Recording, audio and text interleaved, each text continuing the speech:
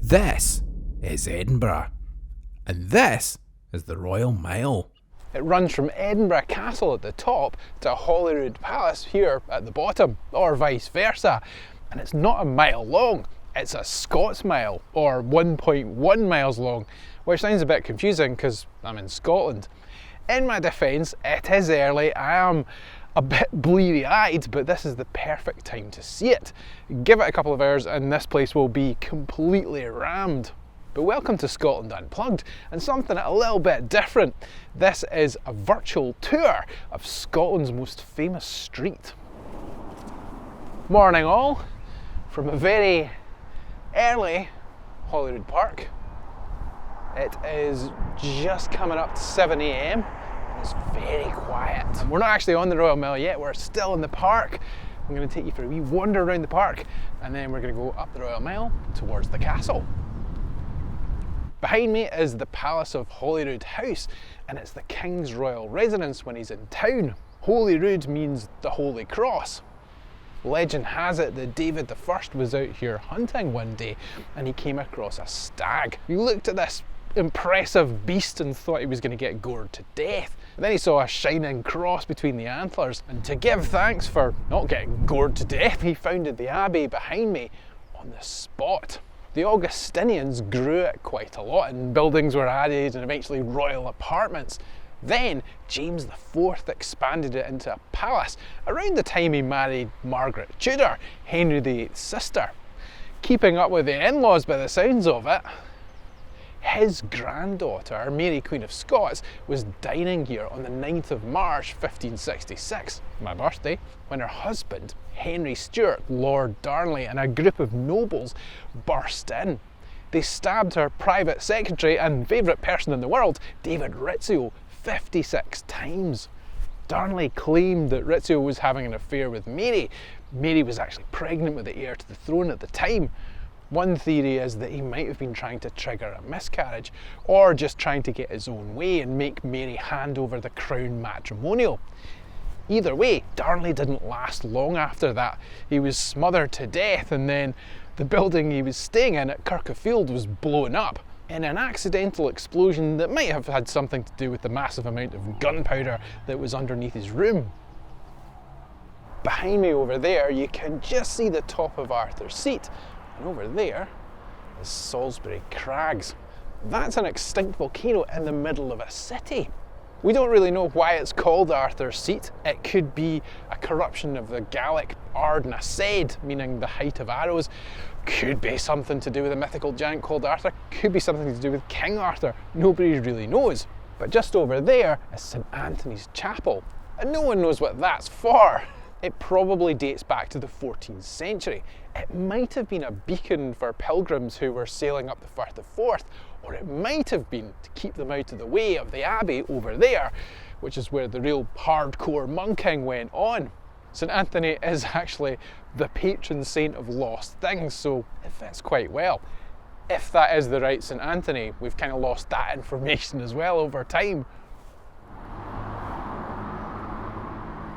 Over there behind me is the Scottish Parliament. It's always a bit controversial, but it was especially controversial around the time it was built. It was inaugurated in 2004, but should have been in 2001. The architect, Enrique Morales, died in 2000, and a changing global terror threat meant that security had to be beefed up, leading seriously over time and seriously over budget. I like it, and I like the landscaping around it. But my favourite thing is just round the corner.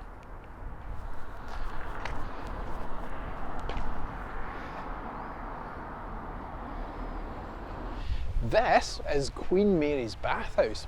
It's traditionally said to have been associated with Mary Queen of Scots, possibly as her bathhouse, but there's absolutely no proof of that at all. We don't even know if there was ever a bathtub in there. What it is a very cool old building sitting next to a very busy road. Very Edinburgh.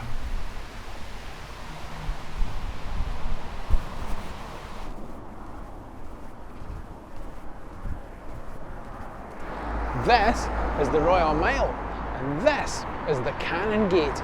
Nothing to do with guns and nothing to do with gates. The canons in question were Augustinian monks. It was actually its own borough outside the city walls. The gate in question is actually an old Scots word for way or walk. The borough of the Canongate was incorporated into the city in 1856. The funky looking building over there is the Canongate toll booth. It was a council meeting place, a courthouse and a jail known for its grim conditions. In the 17th century, Covenanters were held here for treason. There were actually a few breakouts, which is why the jailers themselves were actually imprisoned in there in 1681 and 1684. It's hard to have too much sympathy. These days it's home to the People's Story, a museum dedicated to the people of Edinburgh through the ages. This is the Canongate Kirk. It dates back to 1691. There are some bigwigs buried in there and some impressive tombs, including Adam Smith, the economist who wrote The Wealth of Nations. Over the road is Bakehouse Close. These days, it might actually be a bit more famous than he is. Outlander fans will know this place well. It's where Jamie had his print shop, otherwise known as Carfax Close. It was named after the incorporation of bakers of the Canongate who owned property here. It gives you a really good idea of the architecture of the city in the 18th century, which is why it would have been perfect for filming Outlander. But the kind of chocolate box architecture hides a darker past.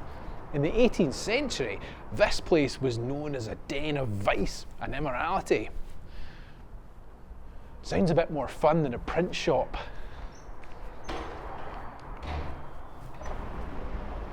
This is the World's End. You can see the brass plaques where the cobbles would normally be on the street, and those mark the old gates to the city. This is where the Canongate becomes the High Street as we rumble on up the Royal Mile. After the Battle of Flodden in 1513, they built walls round the city in anticipation of an English invasion that never came. They have mostly disappeared now, but you can still see them in a couple of places.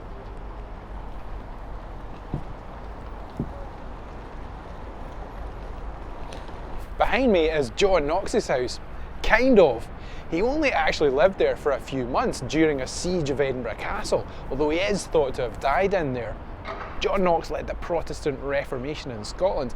He was a pretty fanatical character, but he had been made a galley slave for heresy, so you can kind of see why he might have had some strong feelings. Mary Queen of Scots was imprisoned on an island in Loch Leven, and the owner of the house, James Mossman, a jeweller, worked in the castle making coins for Mary's supporters. After the long siege, he was hanged, drawn and quartered. Whether Knox lived here or not, it's a pretty cool building.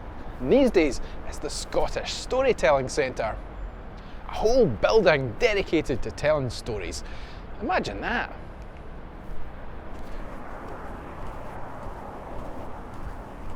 This is Paisley Close. The Royal Mile's full of closes, entrances that run through buildings and cut through to streets behind. There was a 7-storey building here.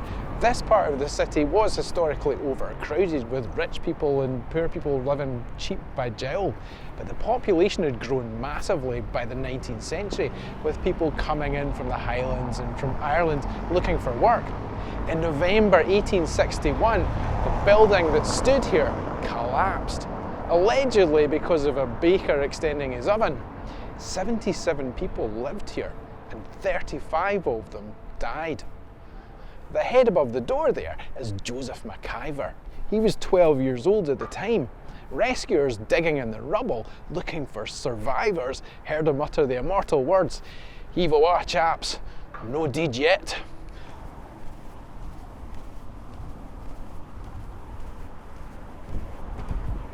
But this is my favourite street. This is Coburn Street. Be very careful how you pronounce that though. It was created in 1856 as a sort of serpentine link between the very old High Street and the very new Waverley Station. It was originally called Lord Coburn Street after Henry Lord Coburn, a lawyer and judge who stood up for all this old town architecture. Someone needed it to, otherwise it would have been destroyed by modernising town planners. And Edinburgh might not look like it does today. You can see Henry Coburn's head above a door at the bottom of the street. Coburn Street cuts through the past, and these days it's gone a bit upmarket. It used to be the place to come for student-y things. It's still very trendy, just in a different kind of way. And it still has my favourite bar, the place I used to drink with my girlfriend before I married her.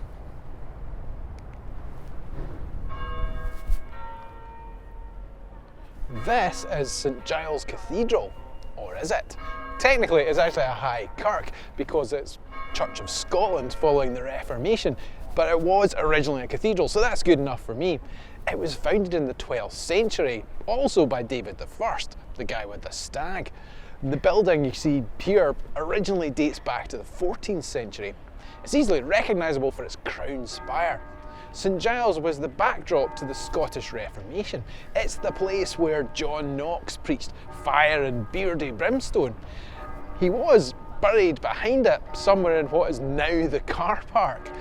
To be fair, it wasn't always a car park. The standout feature is arguably the Thistle Chapel, designed by the architect Robert Lorimer in the neo-Gothic style. It was completed in 1911 as a ceremonial home for the Knights of the Order of the Thistle, founded or reintroduced by James VII in 1687. The chapel is packed full of wood carvings from the workshops of James Grieve. There are even 3 angels with bagpipes. There's seating for the knights and the coats of arms of old and new members of the order. And just outside, you'll find this, the heart of the Midlothian. It's on the site of the notorious Edinburgh toll booth, a jail, centre of administration and place of execution. Traditionally, you're supposed to spit on the heart, originally to show contempt. But these days, just for luck. You can actually see the line of the old toll booth, again traced out in brass cobbles. It looks like it was a fairly imposing structure and kind of intrusive when you think it's slap bang next to the cathedral.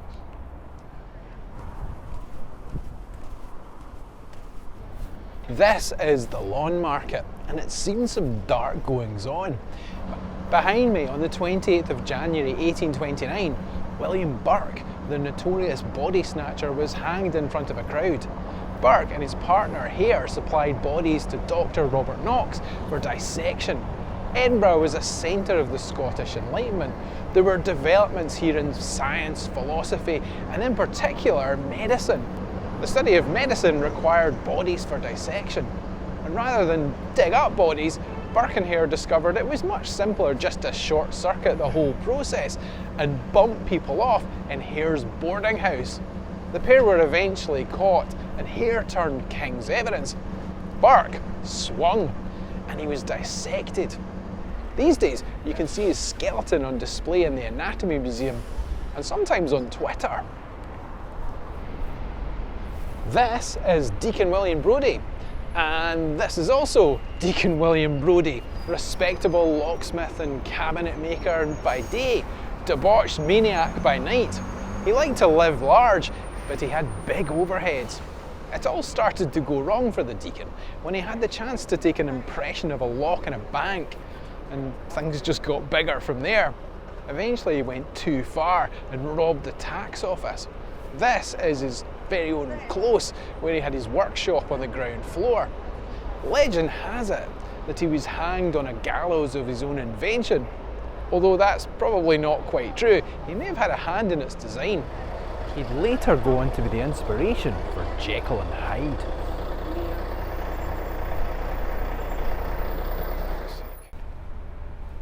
This is probably my favourite of the Edinburgh closes.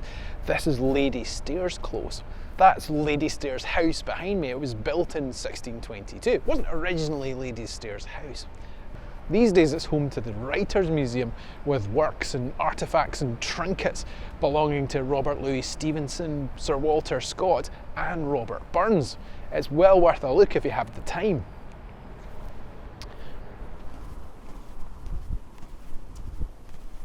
Maybe this is my favourite street.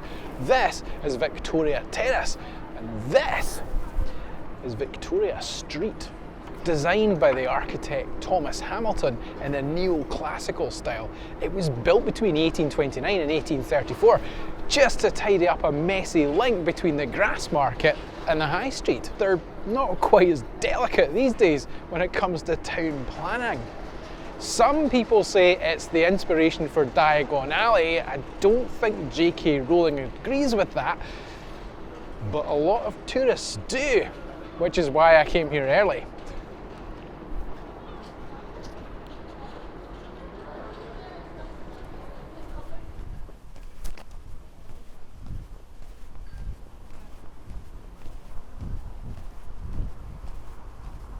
And we can go no further. This behind me is the castle esplanade, and at the moment, as you can see, there's quite a lot of construction going on up there, all in aid of the military tattoo, which happens every year.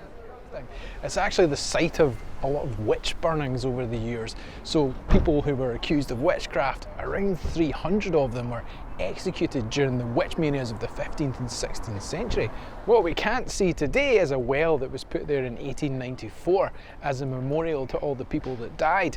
It features a foxglove and a snake that curves its way around the heads of the Greek goddess of health, Hygeia, and her father, Aesculapius. I think I said that right. The Greek god of medicine.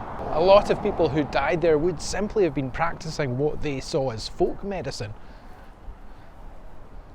The castle itself sits on top of a volcanic plug that forms a crag and tail, where erosion and deposition under an ice sheet has left a ridge behind the plug. And that's what the Royal Mile, the place we've been walking up today, sits on. It's thought people have lived up there since the Bronze Age. It's a natural fortification, and at this time of year, pretty busy. All of which means it's time for me to scarper. I'm going to be doing more of these types of videos in the future.